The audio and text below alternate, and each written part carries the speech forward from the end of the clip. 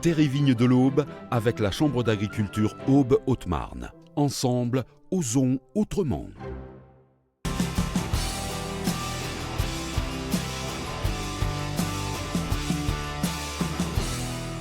Le grand public est invité à rencontrer des scientifiques passionnés et passionnants lors de la semaine à l'Aube des Sols du 1er au 6 décembre, une opportunité d'apprendre et de se laisser surprendre par ce bien commun qui se trouve juste sous nos pieds. Plein de fourmis, il y a des œufs. Pour que la craie forme le sol qui est au-dessus, il faut compter environ 1000 ans. Que pour le grand public, il y aura 2 conférences, une sur les sols de manière plus générique par le chercheur Marc-André Selos du Muséum d'histoire naturelle à Paris. Il y aura aussi une autre conférence sur les sols forestiers par Armel Noé de l'Office national des forêts. Il y aura également des ateliers, des jeux du type fresque des sols. Donc c'est une manière d'apprendre de manière ludique. La diffusion du documentaire Tu nourriras le monde. Il y aura dans le débat qui suivra des agriculteurs qui sont présents dans le documentaire. Pour préserver les sols et réduire les intrants, les pratiques évoluent. Les 2 scientifiques de la chaire collectent des données auprès des agriculteurs, des filières et de leurs partenaires de recherche. Ces connaissances sont ensuite partagées avec les acteurs de la formation et diffusées auprès du grand public. Mais surtout, la chaire propose une vision globale avec un objectif. C'est d'éviter de créer les problèmes de demain. On invente de nouvelles façons de faire pour répondre à un problème spécifique. Et en général, la façon de faire, elle répond au problème spécifique.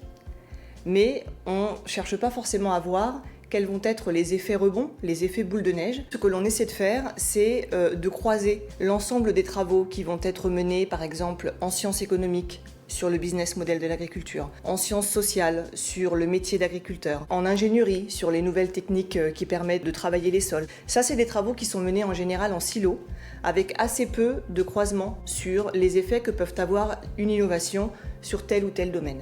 Nous, au niveau de la chaire, on essaie d'avoir une approche interdisciplinaire et on va évaluer de manière systémique l'effet de ces transitions sur la résilience des territoires. Cette démarche pour une agriculture durable en faveur du développement des territoires a été lancée à la demande d'un collectif d'agriculteurs du nord de l'Aube, les Green Warriors, avec le soutien financier d'acteurs locaux.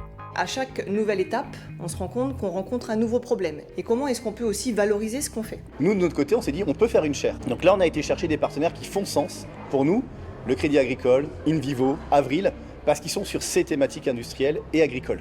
Notre objectif à terme, c'est d'essaimer. Ce qu'on va développer peut-il être dupliqué ailleurs ? C'est toujours l'objectif de la recherche. Pour les curieux, le programme complet de la semaine à l'Aube des Sols est à découvrir sur le site de la chaire.